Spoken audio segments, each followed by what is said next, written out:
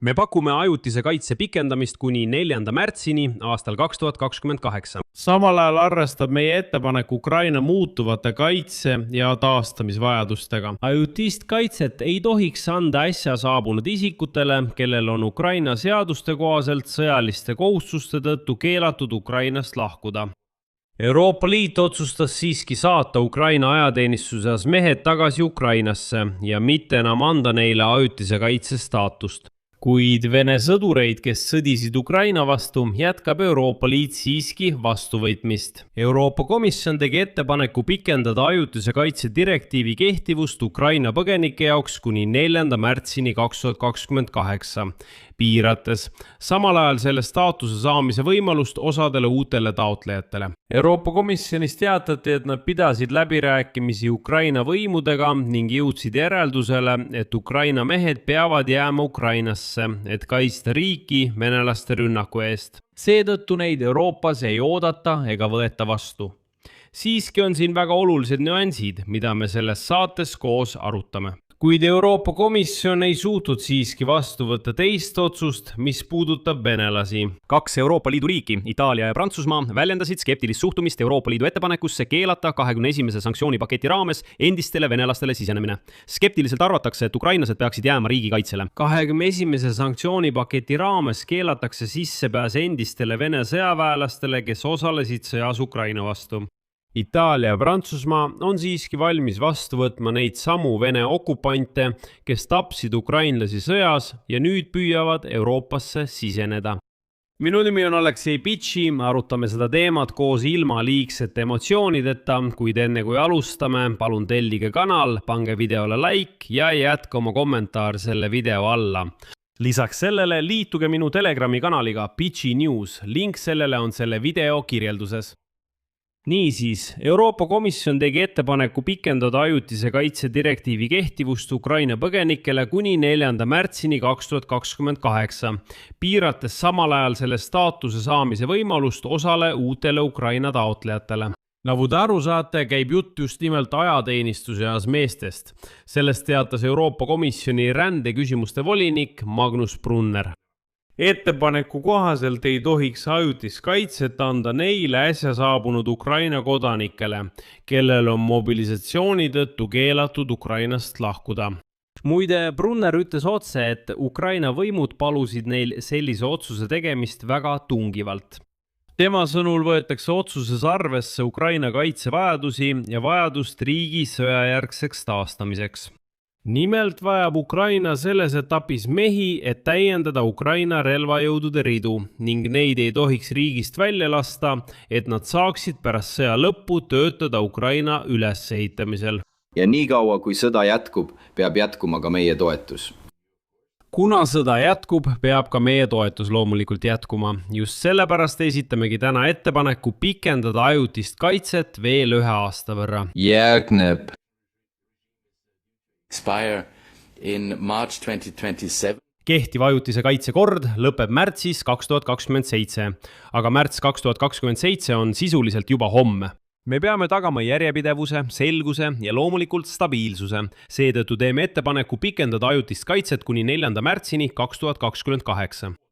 See võimaldab kaitsta peresid, kes on rajanud oma elu Euroopas ning integreerida neid vastuvõtvatesse ühiskondadesse. Näiteks töö otsimise, Euroopa Liidu majandusse panustamise, keele õppimise, koolis käimise, ettevõtte loomise ja nii edasi.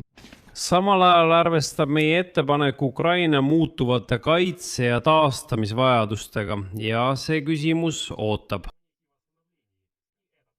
Seda arutati laialdaselt meie Ukraina partnerite, meie Ukraina sõprade ning loomulikult ka meie liikmesriikidega. Selleks, et kaitsesüsteem jääks usaldusväärseks ja vastaks Ukraina õigustatud vajadustele, teeme ettepaneku sihipäraseks kohandamiseks. Me teeme ettepaneku sihipäraseks kohandamiseks, vastaks. Meie ettepanek näeb ette, et ajutist kaitset ei tohiks anda äsja saabunud isikutele, kellel on Ukraina seaduste kohaselt sõjaväekohustuste tõttu keelatud Ukrainast lahkuda. Ja just seda Ukraina meil paluski ning just seda me ka teeme. see kajastab muidugi ka arutelusid liikmesriikidega, eriti nendega, kes võtavad vastu kõige rohkem Ukraina põgenikke. Kuid loomulikult on reeglitel ka erandeid. Ukrainlased, kes viibivad Euroopa Liidus, säilitavad oma põgenikustaatuse. See kajastab suurimat Ukraina põgenike arvu. Ajutise kaitse. Ja seesama Brunner esitas seda inimõiguste kaitse võtmes. Ja seda fakti, et need ukrainlased on ju ka jõudnud integreeruda Euroopa ühiskonda, mis muide viitab sellele, et nende ukrainlaste tagasitoomine on äärmiselt keeruline, kuna Euroopa ise neid niisama lihtsalt tagasi ei anna. ja edasi veel üks tsitaat Brunnerilt. See kaitseb peresid, kes on Euroopas elu üles ehitanud ja integreerunud vastuvõtvasse ühiskonda, leidnud töö, annavad oma panuse Euroopa Liidu majandusse, õpivad keelt, käivad koolis või on avanud ettevõtte. Praegu on Euroopa Komisjoni andmetel ajutise kaitse staatus Euroopa Liidus peaaegu 4,5 miljonil inimesel. Миллиона украинцев. Samas kutsus Brüssel riike üles valmistuma ajutise kaitserežiimist järk-järgult loobumiseks. Euroopa Komisjon teeb ettepaneku laiendada ukrainlaste võimalusi pikaajalisele elamisloale üleminekuks ning töötada välja vabatahtliku tagasipöördumise ja taasintegreerumise programmid Ukrainas. Koostöös liikmesriikide ja Kiieviga plaanitakse käivitada ukrainlaste vabatahtliku tagasipöördumise pilootprogramm kodumaale. Kui olukord Ukrainas stabiliseerub, jätab Euroopa Komisjon endale õiguse ajutise kaitserežiimi igal hetkel enne tähtaegselt lõpetada. Ja nüüd ühelt poolt on mõned riigid juba loonud mehhanismid ajutiselt kaitse alt üleminekuks. Näiteks on Hispaania kehtestanud ametliku mehhanismi, mis võimaldab kiiresti ja üldse ilma probleemideta minna ajutiselt kaitselt üle tavalisele elamisloale ja tööloale, kusjuures Hispaaniast lahkumata ja viisat välismaal vormistamata. Hispaanlased otsustasid teha pikaajalisele elamisloale ülemineku võimalikult lihtsaks kõigile ukrainastele, kes juba elavad ja töötavad Hispaanias. Teisest küljest kaaluvad mõned riigid juba reeglite karmistamist, eelkõige meeste jaoks. Taani võimud tegid ettepaneku lõpetada ajutise kaitse andmine Ukraina meestele vanuses 20–60 aastat, kellel ei ole vabastust ajateenistusest. Eelnõu kohaselt ei saa sellised kodanikud enam elamisluba spetsiaalse Ukraina kodanike kaitseseaduse alusel. Kopenhaagenis selgitati, et viibimisreegleid ei tohiks kasutada ajateenistusest kõrvalehoidmiseks Ukrainas. Siin märgin, et Taanis kehtib lihtsalt selline eraldi migratsioonistaatus. Ja muide, Taani ei pea alluma Brüsseli otsustele, vaid võib selles küsimuses teha täiesti iseseisvaid otsuseid.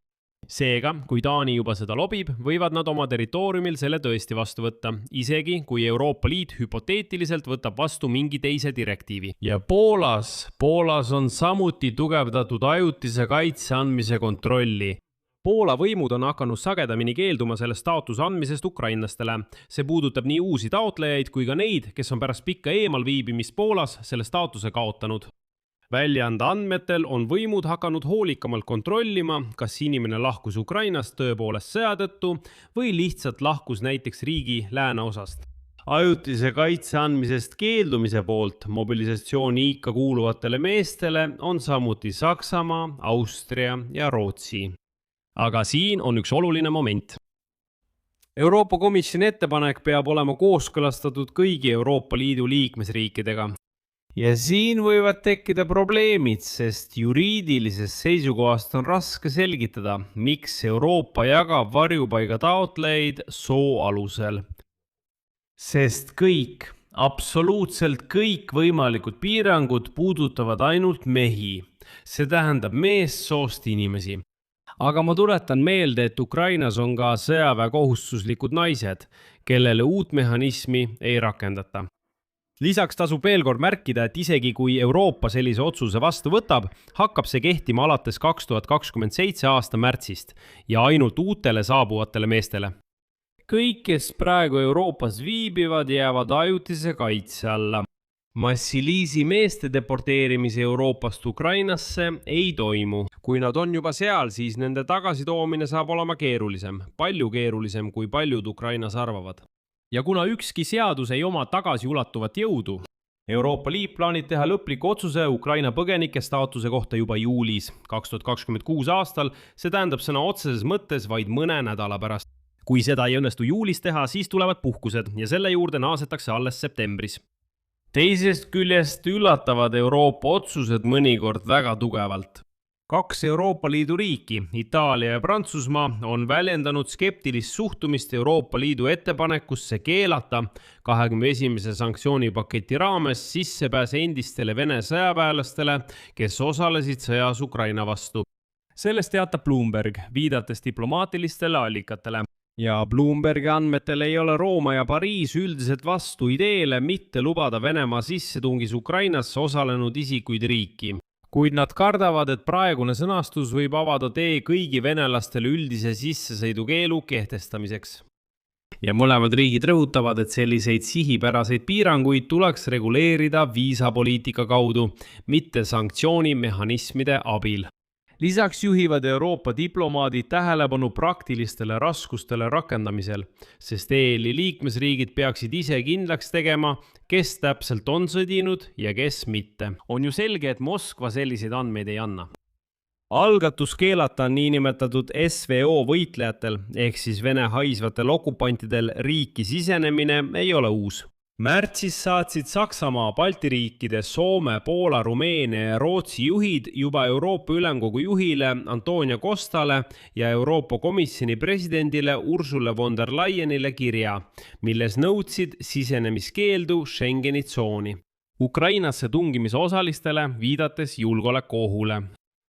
Et need on metsistunud Vene okupandid, neid ei tohi tsiviliseeritud Euroopa territooriumile lasta. Need on metslased, kes on veel sõdinud ja inimesi taplud. Kuidas saab selliseid metslasi Euroopasse lasta? Ja samal ajal on EL-i sees endiselt erimeelsused viisapoliitika osas venelaste suhtes. Ja juunis esinesid Euroopa Parlamendi saadikud, Saksamaal valitsevad CDU-CSU partei liikmed täieliku turismiviisade keeru poolt Venemaa kodanikele. Nad olid nördinud selle üle, et rohkem kui 500 000 venelast veetsid eelmisel aastal oma puhkuse Euroopas. 500 000 venelast lihtsalt lendasid Euroopasse turistidena. Tundub, et Venemaal karjub Vladimir Putin, et nad sõdivad kogu Euroopa vastu, et Euroopa on halb, et Euroopa ründab neid. Aga 500 000 venelast lendasid mingil põhjusel ikkagi kohale, puhkasid ja tulid tagasi. Näed. Aga nagu näete, Euroopa Komisjonis otsustati osa ukrainlasi kindlasti mitte sisse lasta. Aga venelaste puhul mõeldakse veel järele. Siia panen 3 punkti, kirjutage oma arvamus ja järeldused selle saate kommentaaridesse. Tellige kanal, vajutage kellukesele ja ärge unustage jätta like. Kui soovite selle YouTube'i kanali tööd toetada, saate seda teha rahaliselt, tehes annetuse või liitudes Patreonis kinnise kogukonnaga. Kõik lingid ja rekvisiidid leiate selle video kirjeldusest, minge tellige, toetage, olen teile selle eest tänulik. Sellega on kõik, hoolitsege enda eest, kõigile head aega, kõigile.